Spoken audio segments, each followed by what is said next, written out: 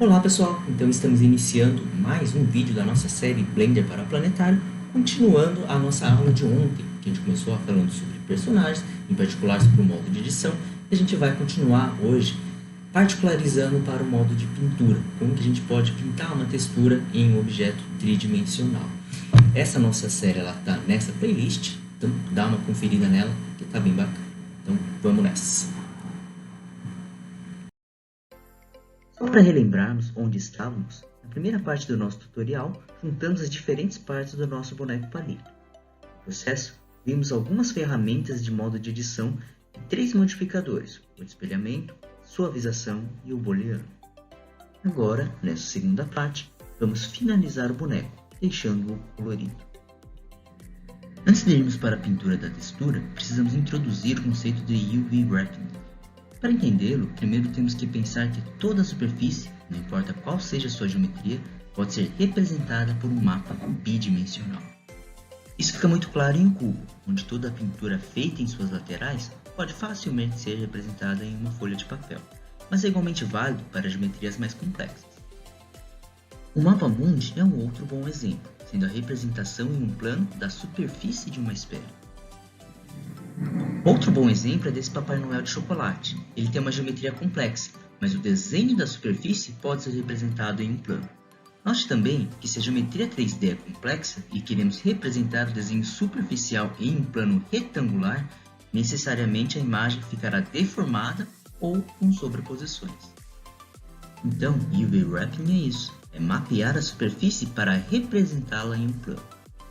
Hoje falaremos sobre esse mapeamento no contexto da pintura, mas na modelagem 3D podemos usar o recurso para definir, por exemplo, a transparência ou a rugosidade de uma superfície.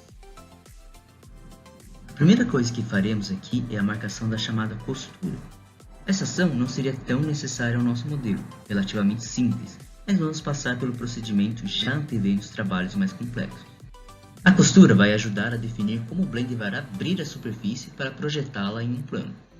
O globo terrestre é um bom exemplo.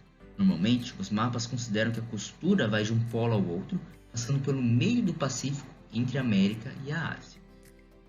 Uma superfície é fechada, a costura define onde vai ser o começo e o fim do nosso mapa bidimensional.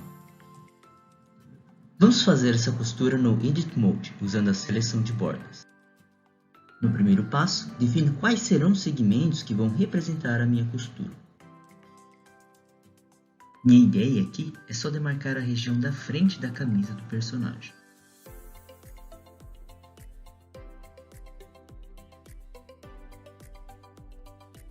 Feita a seleção, vou no menu Edge e escolho a opção Mark 5.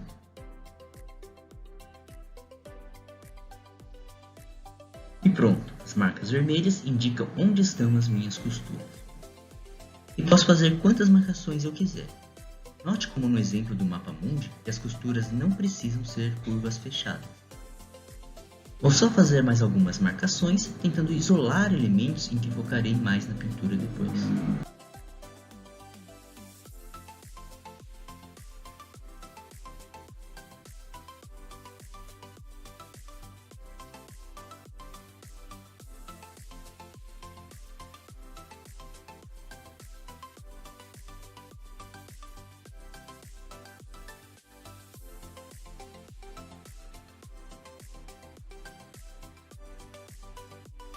Agora sim, para criar o mapeamento da superfície, vou mudar o meu layout, indo aqui em cima, em UV Edit.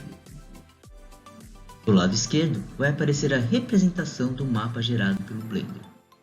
No momento, ele está dessa forma, bastante bagunçado. Para gerar um mapeamento mais organizado, vamos, com todos os pontos do modelo selecionados, pressionar a tecla U e escolher a opção Smart UV Project. Por hora, não vou mexer nessas configurações. Dando OK, tenho esse resultado.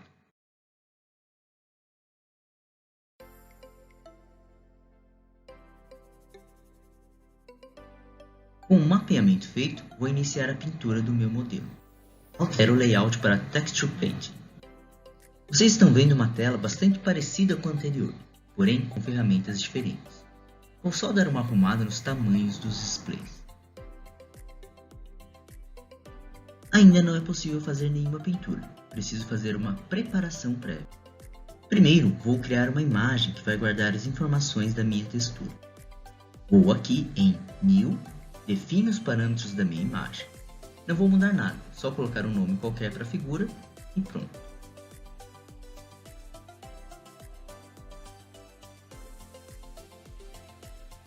Bem, a imagem está toda preta, mas o nosso boneco está roxo. Essa coloração indica que não há nenhuma imagem atribuída à textura do objeto. Para fazer isso, tenho que primeiro adicionar um material.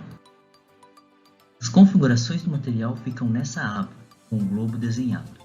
Se não houver nenhum material atribuído, você clica nesse sinal de mais.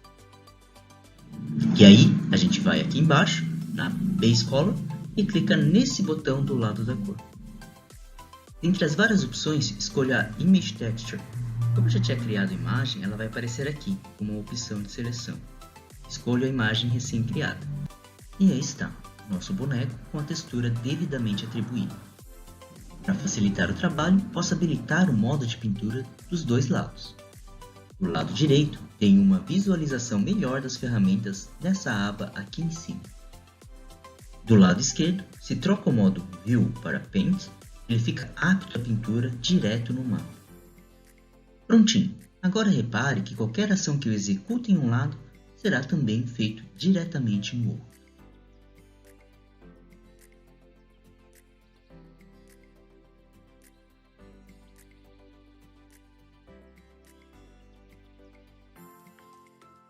Um ponto importantíssimo é o salvamento. Precisamos salvar a imagem gerada em um arquivo à parte.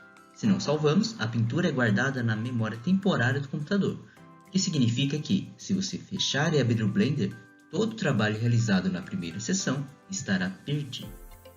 Para salvar, vou aqui em cima, em Image, e executo os procedimentos normais de salvamento de arquivo.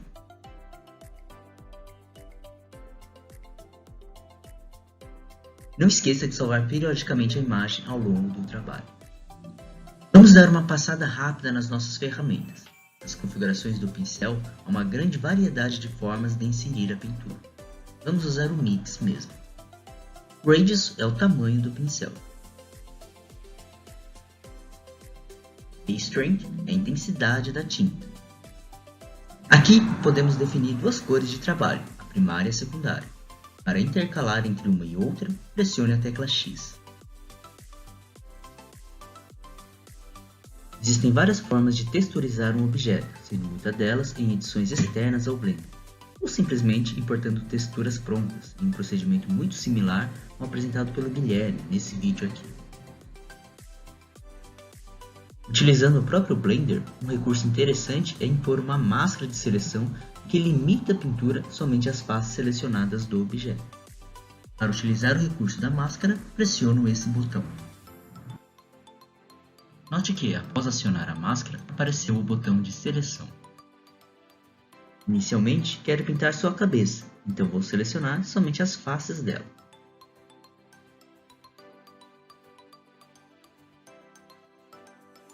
Com as faces de interesse selecionadas, vou fazer a pintura. Primeiro, saio do modo de seleção e vou para o pincel.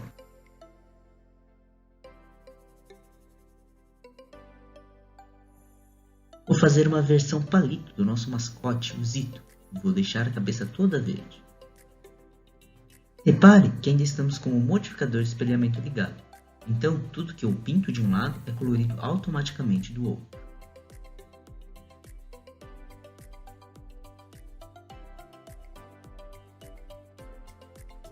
Existem algumas limitações à pintura direta no modelo. Repare que existem ainda alguns pontos presos que não consigo eliminar. Uma ideia para resolver isso é pintar direto no mapa.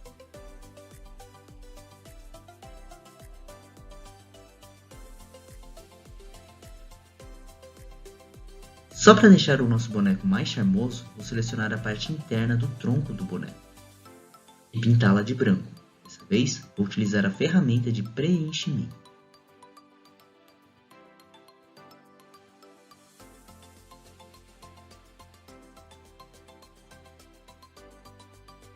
Para dar um toque final, vou colocar uma marcação em vermelho somente para identificar a posição. Agora salvo a imagem e ela vai estar disponível para edição por outros programas. O Photoshop ou o GIMP seriam boas alternativas. Para esse tutorial, vou usar o mais simples de todos, o Paint. Já deixei preparado metade de uma gravata borboleta, devidamente orientada de acordo com a imagem da textura.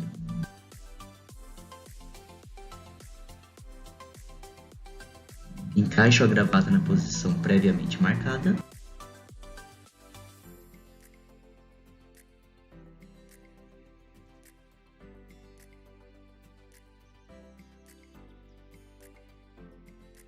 Salvo a imagem.